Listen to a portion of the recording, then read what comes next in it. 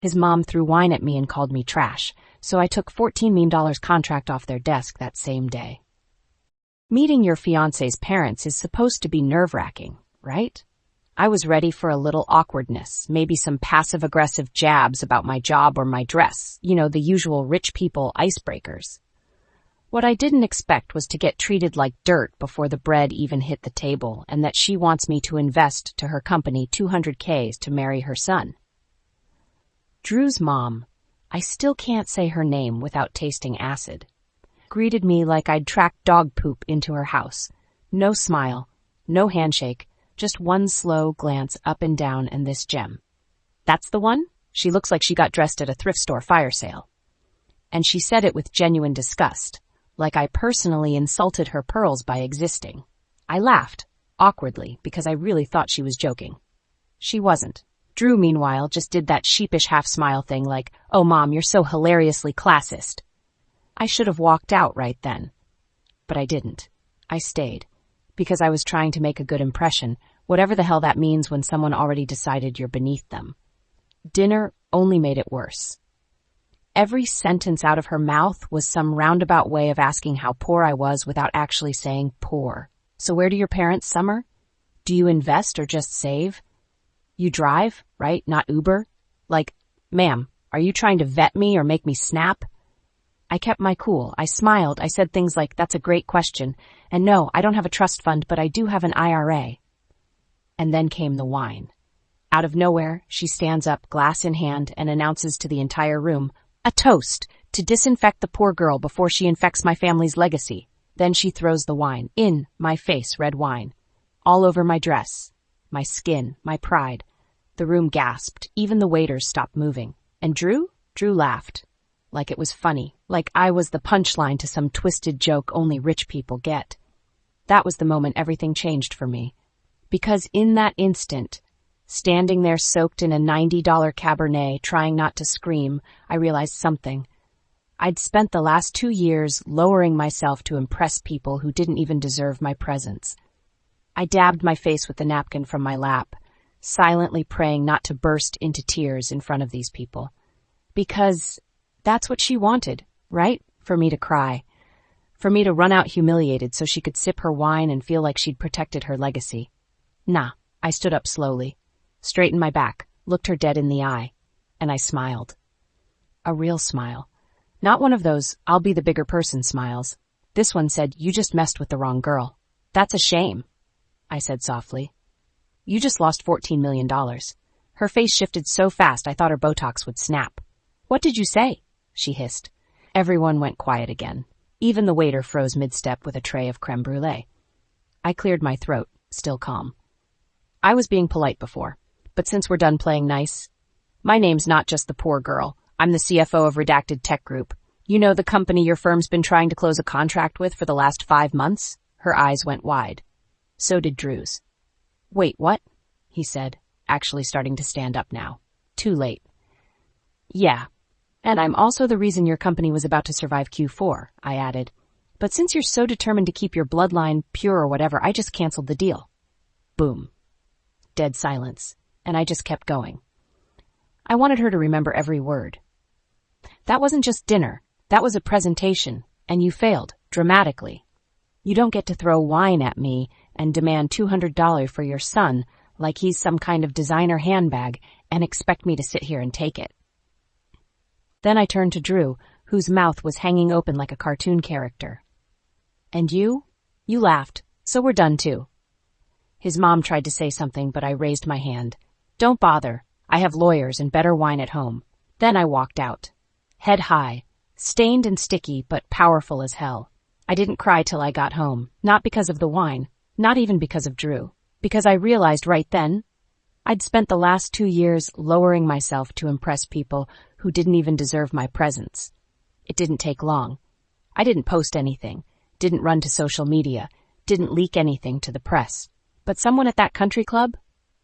They did. Maybe it was a server. Maybe someone's bored socialite daughter caught it on video. Doesn't matter. Because within 48 hours, it was everywhere. Prominent CEO's wife publicly humiliates future daughter-in-law in classist outburst. The internet lit up. Everyone wanted to know who I was. News outlets tried to interview me. People started dragging her ruthlessly online. One headline called her a discount Cruella with a purse full of privilege and Pinot. I didn't say a word. That silence, louder than any clapback. And then came the fun part. The business fallout. Our legal team officially terminated all negotiations with her family's company, canceled the deal, pulled the partnership, and sent a very polite public statement that read, "We do not tolerate or engage with institutions that promote elitism, bigotry, or discrimination in any form." Boom. They lost millions in projected growth. Their board started panicking, shares dropped, and her pristine reputation? Gone. All because she couldn't keep her classism on a leash long enough to get through dinner. And then Drew came crawling back. Of course he did. 2 weeks after everything blew up, he texted, "Can we talk?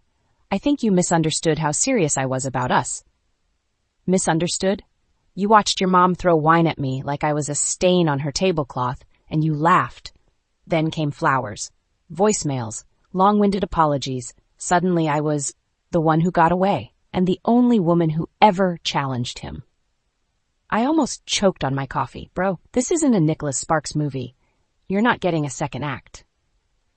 Then, and I swear I'm not making this up, his mother emailed me a full-on, multi-paragraph apology letter that read more like a PR script than anything remotely human. She said things like, "We all say things in the heat of the moment. You must understand how protective I am of my son. We hope you'll reconsider your decision to end the engagement." Not once did she say sorry. Not once did she say she was wrong. Just a lot of, "You must understand, and we'd like to move forward." So I replied, "I'm sure you would like to move forward. Unfortunately, I don't date backward." Then I hit block. Now, I'm good. Better than good. I'm promoted, respected, free. And that $200 she said I'd need to marry her son, I make that in a quarter now.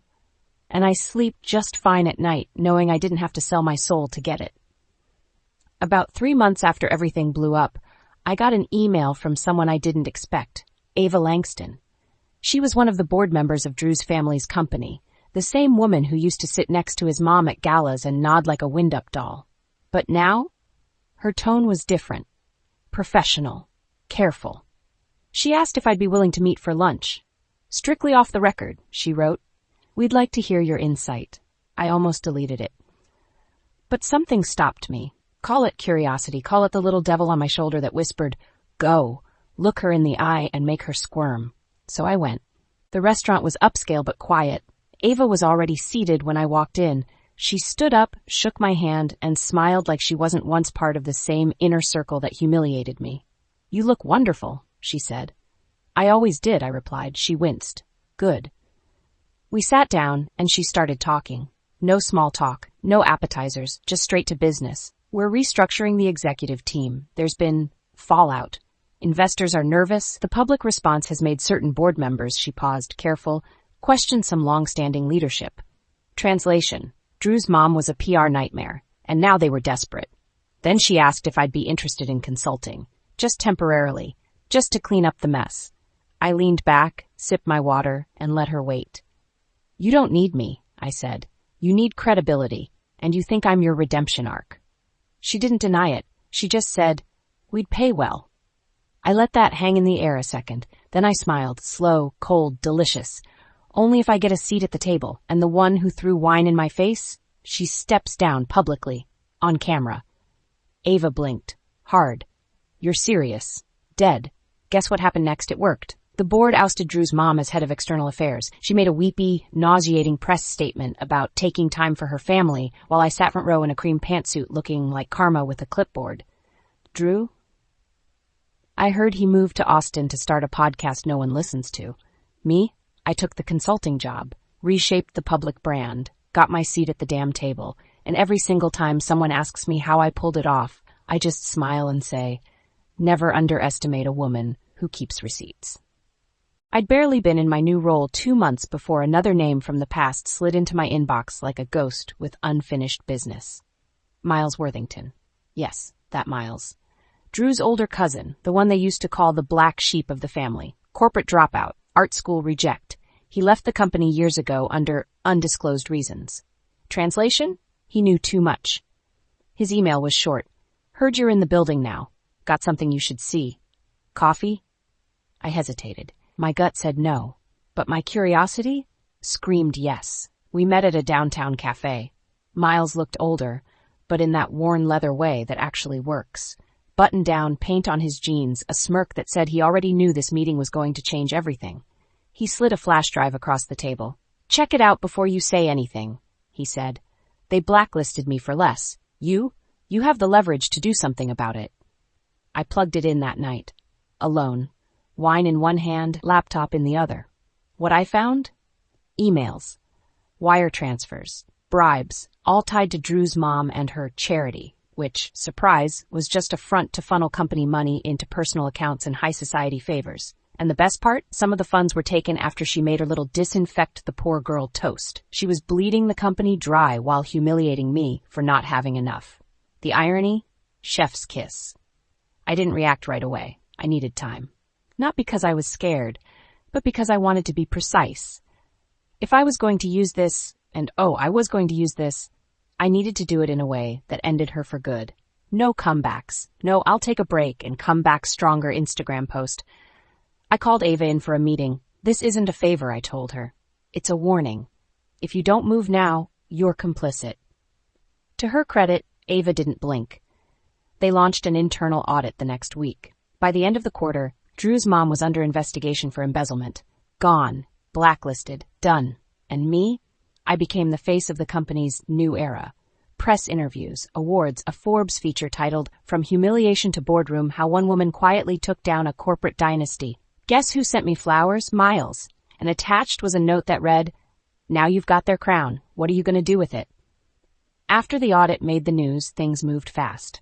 Drew's mom, officially under review, staffed for financial misconduct, banned from any future board involvement, and quietly removed from every gala invite list she used to lord over like a tiara-wearing dictator.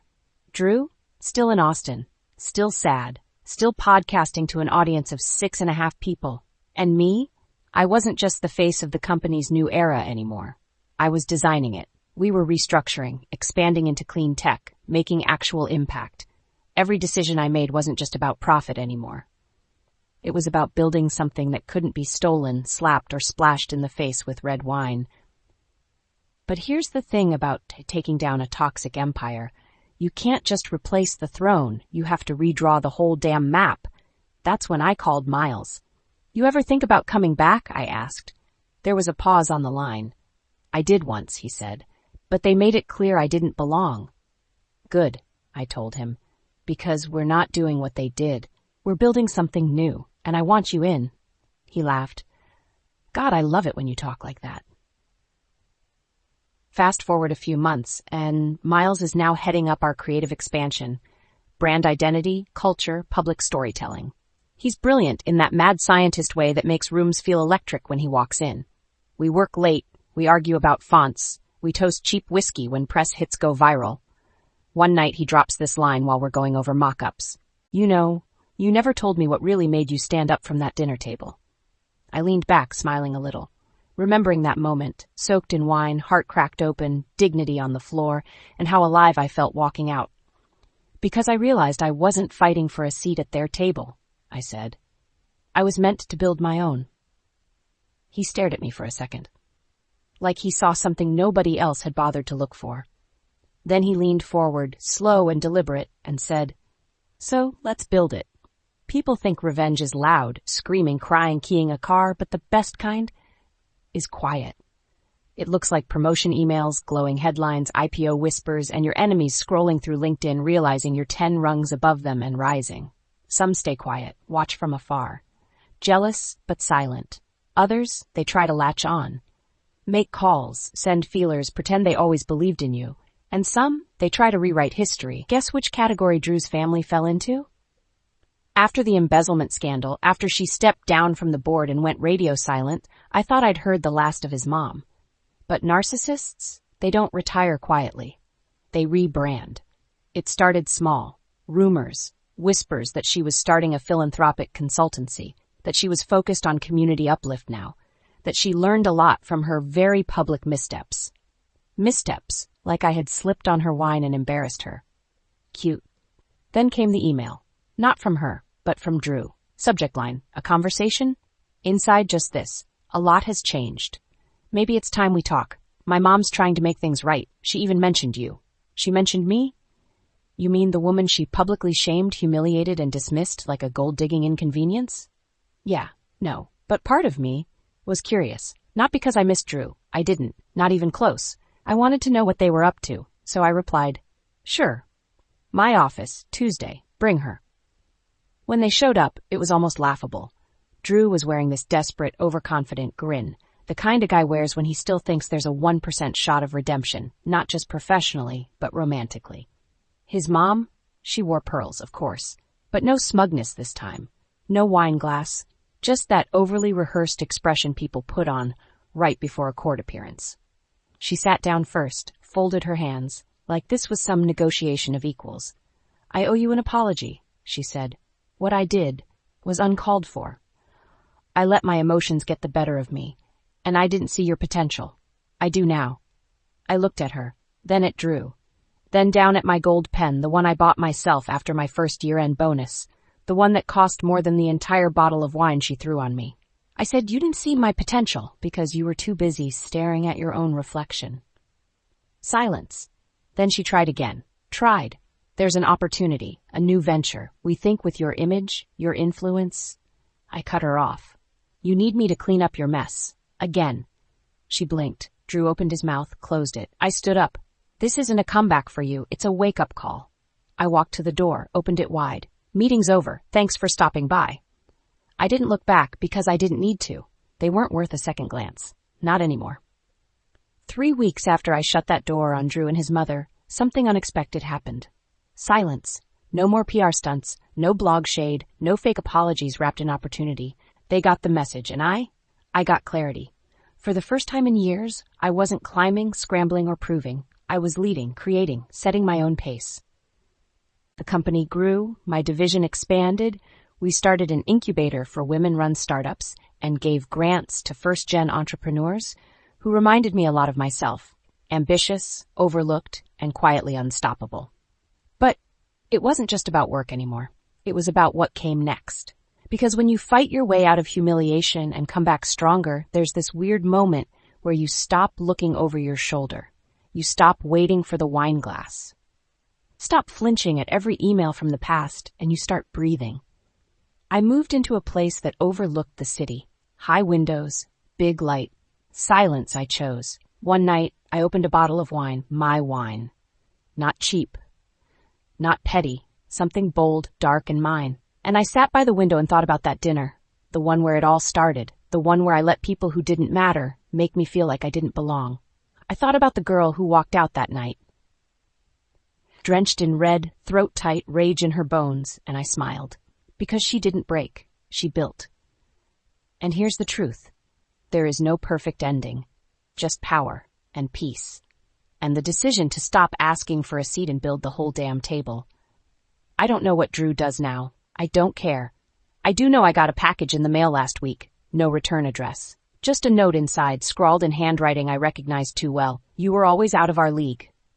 I just didn't realize how far. No name, no apology, just silence. Maybe that was his version of closure. Mine was this: I built something better, bigger, cleaner, kinder, and no one throws wine at the queen. Drop a comment. What would you have done in her shoes?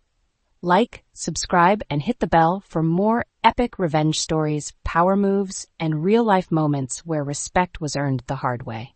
Thank you for watching, and see you in the next video.